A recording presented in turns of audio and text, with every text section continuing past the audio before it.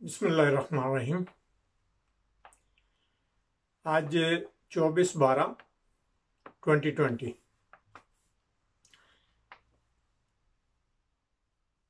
आप देखेंगे हम उन लोगों की बातें कर रहे हैं, उन लोगों को समझा रहे हैं, उन लोगों के लिए लोग जो है ना उन्हें तशरीह करके बातें बता रहे हैं कि जिनके बारे में मिसाल मशहूर है कि लोग तो अमरूद मीठे समझकर खरीदते हैं लेकिन उन्हें नमक लगा लगा कर खाते हैं। यानी अमरूद खरीदने के लिए पूछते हैं मीठे हैं, हाँ जी मीठे हैं जी, पसंद किए जी। जब खाने का टाइम आता है तो उस पर नमक छिड़क के खाते हैं। यानी ये हमारी सोच और ये हमारी एक चीज की म्यार है हमारा। अब इनको किस तरह समझाया जाए कि जो 60% आवाम ये कहती हो कि हमें टीवी देखने से, मनाजरा देखने से, सियासत से और कौमी किस्म की बातों से हमें क्या लेना देना, हमें तो सिर्फ रोटी चाहिए, रोटी।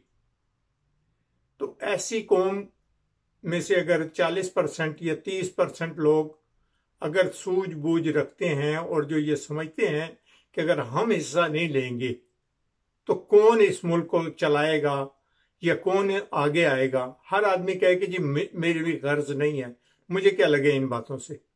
तो आप बताएं कि उस कौम का पुरसान हाल कौन होगा। ये यहां तक तो ये कहते हैं कि ये आर्मी भी ना हो, यानी बकौल नवाज शरीफ और मौलाना मौदूदी के, मौलाना फजल रहमान के, कि आर्मी भी इस मुल्क में ना हो क्योंकि पैसे तो वो खा जाते हैं, इनके हिस्से के पैसे वो खा जाते हैं। इन्हें अपने खाने का ये फिक्र है कि हमारा हिस्सा जो है वो खा जाते हैं। तो आप बताएं कि जिस मुल्क में ये सोच इस किस्म की हो, जिस अवाम की, उस अवाम पे अगर दूसरा आदमी बाहर का आके हुकूमत ना करे, इनको गुलाम ना बना के रखे, तो वो तो फिर मेरा ख्याल है कि सोचना भी बेकार है कि वो बाहर से आगे क्यों ना इन पे हुक्मरानी करे। कि जब ये खुद अपने मुल्क के दफा के लिए नहीं सोचना चाहते और नहीं समझना चाहते। इन्होंने इराक का हाल देखा है कि वहां के फौज की क्या हालत थी। इन्होंने लीबिया के हालात देखे हैं कि वहां कर्नल कजाफी ने सिर्फ अपनी जात के लिए फौज बना के रखी थी, बाकी उसने मुल्क की सतह के लिए कुछ नहीं बना के रखा हुआ था। आज उनका पुरसान हाल आप सुन लें लोगों से तो आप लोगों को तकलीफ तो होगी, क्योंकि सोच आप लोगों की वो नहीं है कि जो समझाने वाला इजी आपको समझा सके। एक चीज है, अब आप वजीर आला साहब का जो है वजीर आला भोती, ये आजम खान भोती का भाई, छोटा भाई है। इसको ये एक दफा इत्तफाकन इस्लामाबाद आया था तो इसके भाई ने शादी की हुई थी, एक टेलीफोन ऑपरेटर लेडीज थी लाहौर की, उससे शादी की हुई थी। तो क्योंकि उसे प्रॉपर्टी वगैरह इस्लामाबाद में लेके दे दी थी कि भाई तुम यहाँ रहो, यहीं खाओ पियो, बाकी हमारे खानदान से तुम्हारा कोई ताल्लुक और किसी किस्म का नहीं है। तो उसके अकाउंट के लिए ये एक दफा वहां इत्तफाकन, क्योंकि मेरी भी वहां दुकान थी तो ये मुझे दोनों मिले, तो हेलो आए हुई। तो मुझे कहने लगे यार हमारी ये भाभी हैं तो इनके लिए जो है ना हमें अकाउंट में पैसे भेजने होते हैं, तो कोई अकाउंट अगर यहाँ खुल जाए। मैंने कहा ठीक है आ जाएं। एलाइट बैंक चले गए, वो मैनेजर मेरे वाकिफ थे, मैंने उन्हें कहा जी इनका अकाउंट खोल दें। तो उसको उसको ये तक नहीं उस टाइम पता था कि ये अकाउंट कैसे खुलता है, इसमें क्या करना पड़ता है। तो मैं गारंटर भी खैर मैं ही बना और मैंने ही वो अकाउंट खुलवा के दे दिया। वो क्योंकि बैंक मैनेजर वाकिफ थे, कहने लगे इनका गारंटर होना जरूरी है। मैंने कहा मेरा तो अकाउंट है ना, आप मेरी गारंटी ले लें। अब मैं किसको कहता रहूं कि भाई कोई और आके देगा या कोई ये किसी को साथ लेके आएंगे। यानी मैं इनसे मिला हूं, बैठा हूं, मुझे पता है कि ये कितने पानी में हैं और कितनी इनकी अकल और दनाई वाली बातें इनकी हैं। यानी एक आदमी किसी के बारे में क्लोज तभी बात कर सकता है जब वो कुछ रहा हो, उसके साथ 2 मिनट खाया हो, पिया हो, गुफ्तगू की हो, तो उसके बारे में अगर कोई राय रखता है तो वो उसकी राय जो है वो माननी चाहिए भी। अब रहेगी महंगाई की बात। तो महंगाई के लिए सबसे अच्छी तजवीज़ ये है कि जो खाने पीने की ज़रूरी अशिया हैं, मसलन घी है, दालें हैं और आटा है, चीनी है, अदरक है, ये कुछ चीज़ें जो हैं ऐसी हैं कि जो ज़रूरत ज़िंदगी हैं और रोज़ की हैं, इनके लिए हुकूमत को चाहिए कि इन पर से टैक्स जो है वो ज़ीरो कर दें। चंद चीज़ें आप इन पर टैक्स ज़ीरो कर दें, इसके मुतबादल आपको इससे ज़्यादा टैक्स मिल सकता है अगर आप चाहें तो, क्योंकि हुकूमत के करने वाले काम होते हैं। अगर हुकूमत करे तो, अगर हुकूमत नहीं कर सकती तो फिर तो किसी फर्द वाहिद पे वो जिम्मेदारी नहीं लागू होती। मसलन बिलफर्ज मैं ये बता दूं कि आप वकील को ले लें।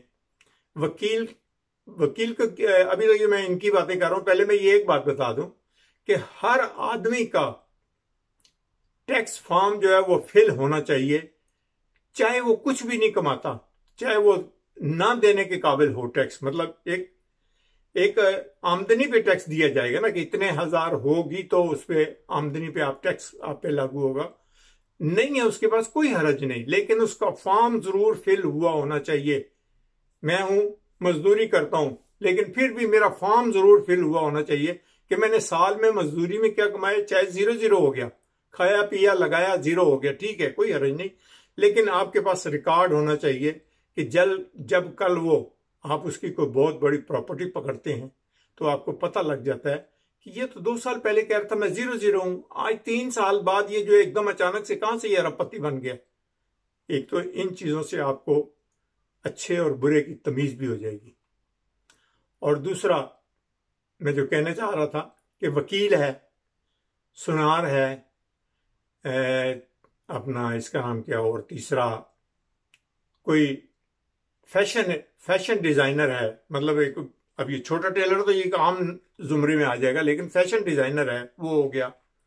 बड़े बड़े स्टोर हैं, अच्छा, हर दुकानदार, हर आदमी से ये आप उससे उसकी सोर्स ऑफ इनकम मांगे।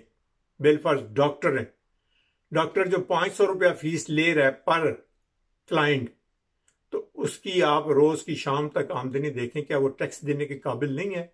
लेकिन उसे कम से कम उस दायरे में लेके आए कि आपने ये परफॉर्मा फिल करके देना है साल में एक दफा, और आपने ये जमा कराना है कि आपकी सोर्स ऑफ इनकम क्या थी, आप कर क्या रहे थे, खर्च क्या किया आपने, डजंट मैटर, आपकी मर्जी है जितना मर्जी खर्च करें, लेकिन लिख दें कि मुझे साल में इसमें से बचत हुई, 5,000 हुई, 10,000 हुई, ठीक है, सरप्लस होगी, कोई नहीं, इस पर कोई टैक्स नहीं होता, क्योंकि आपका कम से कम साल बाद पर मंथ अगर आपका 1,00,000 रुपया बच रहा है तो फिर आपको टैक्स देना पड़ेगा।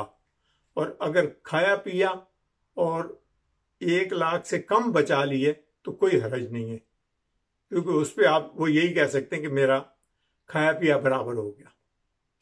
ये चीजें टैक्स जुमरे में आती हैं और इसके लिए कानून साजी की जाए अगर, क्योंकि अभी तक तो हज़्ब इख्तिलाफ वाले कानून साजी में हेल्प नहीं कर रहे गवर्नमेंट की, लेकिन उम्मीद है कि मार्च के बाद अगर इलेक्शन में कामयाब हो जाता है इमरान खान और वो अपनी ताकत मनवा लेता है तो फिर उसे कानून साजी में बहुत आसानी होगी। और ये चीज़ें कानून साजी के लिए बहुत ज़रूरी हैं। आप हर आदमी को गिरफ्त में लाएं, चाहे उसने चाहे 1 भैंस रखी है, चाहे 50 भैंसें रखी हैं, उससे उसकी आमदन के सोर्स जरूर पूछे जाएं कि तुम्हारे सोर्स ऑफ इनकम क्या है। ये नहीं कि अंधेरे में पड़े रहे कि पता ही नहीं है पाकिस्तान में खाते कितने लोग हैं और लगाते कितने हैं और टैक्स देने वाले कितने हैं। वो जैसे कि मैंने सुना है कि कम से कम 2.5 करोड़ लोग जो है वो टैक्स देने की सकत रखते हैं, तो जबकि 36,000 बंदे जो है वो टैक्स दे रहे हैं, तो वो मुल्क क्या चलेगा, वो मुल्क क्या रोडें बनाएगा, वो अवाम को कहां से सहूलतें देगा, वो टैक्स फ्री चीजें कहां से अवाम को देगा कि दाल रोटी चावल आप जो है वो फ्री टैक्स से खाएं। ये अवाम को कोऑपरेट करना चाहिए और गवर्नमेंट को लॉ बनाना चाहिए ताकि वो इन चीज़ों पर इम्प्लीमेंट करवा सके। वाखिर दाना अल्हम्दुलिल्लाहि रब्बिल आलमीन, वस्सलामु अलैकुम वरहमतुल्लाहि वबरकातुहू। प्लीज़ मेरे चैनल को सब्सक्राइब कीजिए, मेरी हौसला अफजाई कीजिए और दूसरों के साथ शेयर भी कीजिए। वाह, अल्लाह हाफिज़।